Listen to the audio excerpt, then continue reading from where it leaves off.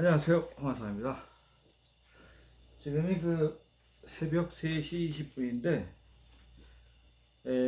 이 밤에 지금 안 주무시고 이걸 보시는 분이 지금 계셔서 저도 잘까 하다가 이 불교 전쟁 얘기까지 하고 자려고 합니다.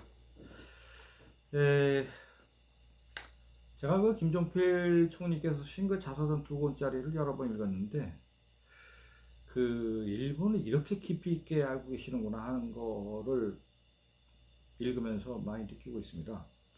우리 아버지 세대들이 역시 일본을 이해하는 깊이가 틀립니다. 자, 일본 역사의 아주 하이라이트 장면이 이제 불교 전쟁인데요. 이게 서기 538년에 시작이 됩니다. 이 불교 전쟁의 핵심은 백제에서 건너간 사람과 가야 쪽에서 건너간 사람들의 전쟁입니다. 그래서 이제 백제의 상황이 538년 무렵에 이 백제의 영토가 나날이 지금 쪼그라들고 있거든요. 그래서 이제 백제가 굉장히 위기의식을 느낍니다. 그래서 성왕이 노리사치계라는 신하를 불러가지고 금동불하고 섭불, 그러니까 불상 두 구와 불교 경전, 그 다음에 반계라는 게 있습니다. 이게 불교에 쓰는 깃발인데 이거를 한 세트를 주면서 일본의 훈명천하에게 이걸 전달하라고 지시를 합니다.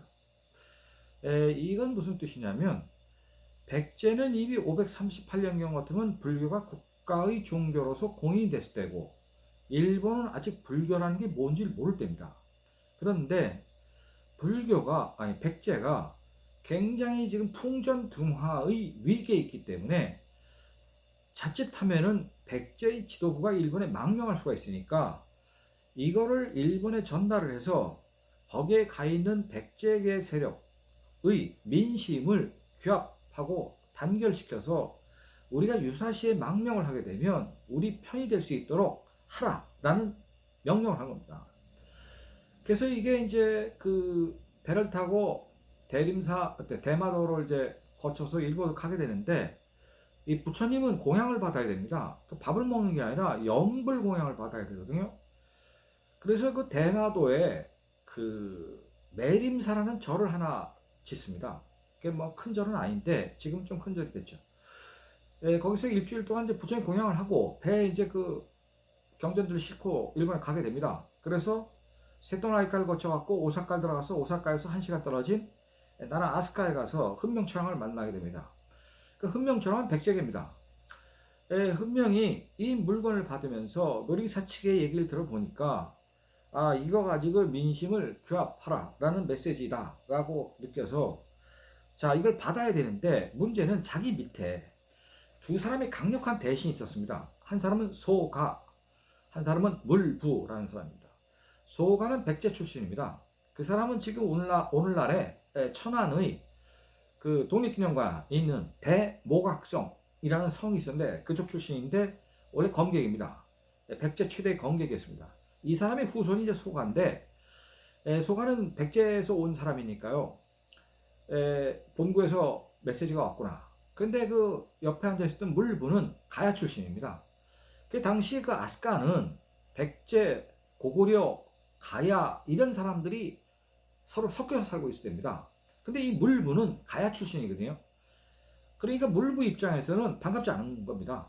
그 메시지가.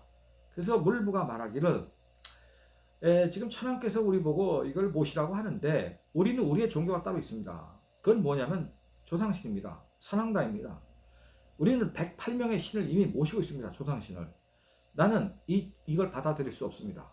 그러니까 소가가 자기는 백제 출신이니까 제가 그럼 모시겠습니다. 그래서 불상을 가지고 가서 아스카의 궁전에서 조금 떨어진 걸어서 10분 거리도 안 됩니다.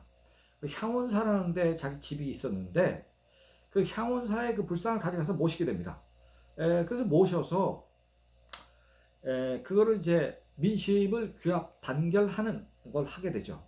그러니까 백제계의 유민들이 거기 미리 많이 와 있었는데 유민은 아니죠. 아직 그때는 백제가 안 망했으니까. 그래서 이제 민심을 규합하니까 가야계 출신인 물부가 위기의식을 느낍니다. 그래서 538년 가을의 어느 날 3,000명의 대군을 가지고 소위 물부의 집인 지금 향원사 거기에 이제 공격을 하게 됩니다. 그래서 절 전체를 불태워버리고 그 불상 2개는 뺏어가지고 난발한 강에 던져버립니다. 그런데 그때 이제 소가의 자손들이 아주 몰살당했거든요. 그런데 그 중에 한 왕자는 아니고 이제 그 아들이 도망쳤습니다. 그래서 나라에 이코마라는 산에 그 도망을 가서 2년간 숨어 있다가 백제 사람들 규합을 해가지고 병사가 확보가 되니까 다시 소가하고 전쟁을 일으킵니다. 그렇게 해서 538년에 시작된 전쟁이 587년, 49년 만에 끝이 나거든요. 마지막에 이제 끝나는 장면은 성덕태자가 16살의 나이로 전쟁에 참전했습니다. 요즘은 뭐 16살이면 어리지만은 그 당시에는 인간의 수명이 짧았기 때문에 거의 성인으로 본 겁니다. 그때 이제 그 성덕태자의 군대가 적군인 가야의 물부에 이렇게 화살을 날려가지고 목을 관통시킴으로써 이제 소가 쪽이 이제 지죠. 그래서 이제 최초의 백제의 통일 정권이 나오는 거거든요. 그렇게 해서 이제 일본도 불교가 이제 공인이 되다시피 하는 거죠. 그래서 이제 587년에 최초의 백제 정권이 들어섰고, 소위 그 성독태자가 자, 이 불교의 세력인 백제, 그 다음에 신도의 세력인 가야, 이 두 집단이 물과 기름처럼 섞이지 않으니까 정권을 잡고 나서 헌법 18조를 만들었습니다. 그 제1조가 일본은 화라는 것을 국가의 기본으로 한다. 화, 즉 어울린다. 서로 화합한다. 따라서 신, 불, 습, 합. 즉 신도와 불교는 습합, 합쳐져서 하나가 된다는 이런 그 헌법 내용을 발표합니다. 이게 사실은 말이 안 되는 건데 어떻게 부처님하고 조상신하고 같은 사람이 될 수가 없는데 이걸 합쳐야 된다라고 얘기하는 거죠. 그거는 그럴 수밖에 없는 게 이렇게 서로 반목을 해갖고는 국가 유지가 안 되니까 이걸 하나로 합치는 그러한 철학적 어떤 파라다임을 이제 제시한 거죠. 결국 이제 이렇게 해서 봉합이 되는 겁니다. 그런데 이게 이제 587년에 최초의 백제계 정권이 탄생을 했지만 645년이 되면은 그렇게 약 한 60년, 70년 정도 흐르게 되면 신라계 정권, 즉 가야 플러스 신라계 정권이 탄생을 하게 됩니다. 이게 이제 645년에 발생한 대화개신이라는 이 전쟁이 있는데 거기서 이제 정권이 넘어가거든요. 일본 천황가는 현재 125대에서 126대째로 오는 10월 달에 이제 넘어가게 됩니다. 일본 천황을 분석한 학자들에 따르면 일본 천황은 약 40%가 백제계, 그 다음에 60%가 가야 혹은 신라계라고 학자들은 그렇게 보고 있습니다. 그러니까 일본은 만세일계, 천황가가 한 핏줄이 아니고 백제계도 있고 가야계도 있고 신라계도 있는 겁니다. 복잡한 요건이죠. 그래서 지금도 일본이 좀 복잡한 이유가 있습니다. 그러니까 일본은 지금도 신도계 세력과 불교계 세력이 따로 놀고 있습니다. 그래서 아기가 태어나면 신궁, 신사에 가서 아기한테 축복을 주고 사람이 죽으면 그 애가 커서 할아버지가 죽으면 절에 가서 이 장례를 합니다. 그러니까 참 묘한 거죠.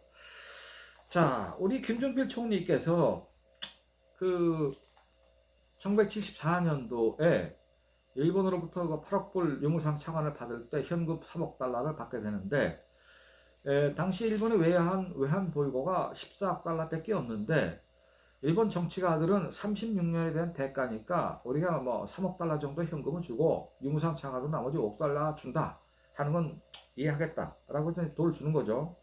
그렇지만 이제 우리나라의 63세대의 우리 형님들은 뭐 그거 너무 적다 그래서 이제 뭐 데모하고 63 사태 뭐 한 거 아닙니까? 저도 어렸을 때 그 장면이 기억이 납니다. 그때 일본의 그 정치가들은 합의를 했는데 조야에서 반대했습니다. 그리고 국민들은 납득을 못하는 거죠. 뭐 그 당시 일본도 잘 사는 나라가 아닌데 너무 금액이 크다라고 하는 거죠. 그래서 일본 신문 기자들이 이제 김종필 총리하고 이제 인터뷰를 합니다. 우리가 그 3억 달러 현금 주는 게 너무 많은데 이걸로 우리가 줘야 되냐? 그랬더니 김종필 총리가 이런 말을 합니다. 나라노 칸님, 스루와 칸님. 직역을 하면 도저히 안 되는 용서, 하지만 용서라는 일본의 고사가 있다. 이 고사는 풍신수길이가 천하를 통일하긴 했는데 천하를 간신히 봉합을 한 거죠. 제가 통일한 게 아니라 약 40%의 지방 성주들이 내가 풍신수길이가 무력이 세니까 항복을 하긴 하는데 이 40%는 내가 힘만 생기면 언제든 너 죽이겠다라는 세력이 있었습니다. 그러니까 민심 규합이 안 되니까 풍신수길이가 스님을 찾아가서 이걸 어떻게 민심을 단합해야 국가가 발전할 수 있는데 국가 정책을 펴서 서로 단결해야 되는데 이게 안 되는데 어떻게 하면 좋겠습니까? 스님이 이렇게 얘기합니다. 나라누 칸인 스루가 칸인 안 되는 용서 하지만 용서. 이 말 속에는 도저히 용서가 안 되는데 그래도 용서하는 것이 진정한 용서다 이런 뜻입니다. 즉 내 어머니를 죽인 적군을 어떻게 용서하겠습니까? 그 전국 시대에는 전쟁을 하다 보면 상대방의 아버지도 죽이고 어머니도 죽이고 동생도 죽이고 자식도 죽이고 마누라 죽인 일이 비일비재했거든요. 그러니까 자기 어머니를 죽인 적군은 도저히 용서가 안 됩니다. 그 적군의 성주는 용서가 안 되는 거죠. 그렇지만 하늘이 두 쪽이나도 용서가 안 되는 것을 용서하는 것이야말로 진정한 용서다 라는 뜻이 나라누 칸닌 스루가 칸닌입니다. 이렇게 김종필 총리가 얘기를 하니까 일본의 기자들이 깜짝 놀란 겁니다. 저 말은 일본 사람 중에서도 아주 배운 사람만 아는 말인데 어떻게 한국의 젊은 정치가가 저런 말을 알고 있냐. 일본의 고사를. 그래서 그 기자들이 받아 적으면서 저거는 한국이 정말로 일본을 용서하겠다는 의미라고 우리는 받아들여야 된다라고 기사를 썼습니다. 그래서 결국은 융상 8억 달러가 이제 한국에 넘어오게 되는 거죠. 따라서 지금 이번에 그 아베의 그 여러 문제, 뭐 아베가 오늘 아까 NHK 뉴스를 보니까 여전히 지지율이 높더라고요. 그래서 이 아베 정권이 좀 오래 가려고 하는 모양인데 저는 김종필 총리가 살아계셨으면은 일본에 건너갔으면 이거 일주일이면 내가 풀었다고 생각합니다. 그만큼 일본을 잘 아시니까요. 그래서 지금 아베 총리 같은 경우에는 김종필한테는 정치 계보로 보면 5대 손자 정도 됩니다. 그래서 김종필 총리가 살아계셨을 때는 일본에 가시면 아베 같은 경우는 무릎을 꿇고 앉았고 술 따르고 무릎을 꿇고 앉아서 밥 먹고 무릎을 꿇고 앉아서 경청했습니다. 그만큼 일본 역사를 잘 아시기 때문에 일본 애들도 동감하는 거죠. 일본의 고사부터 뭐 역사 얘기를 빗대서 얘기를 하니까요. 참 아쉬운 거는 지금 한국에 일본을 그렇게 잘 아는 일본통이 없기 때문에 이 문제가 이렇게 복잡하게 꼬이고 있는 겁니다. 자, 불교 전례라는 역사적 사실을 통해서 지금 과거 일본의 역사를 말씀드렸습니다. 또 다음 시간에는 새로운 주제로 또 말씀드리겠습니다. 감사합니다.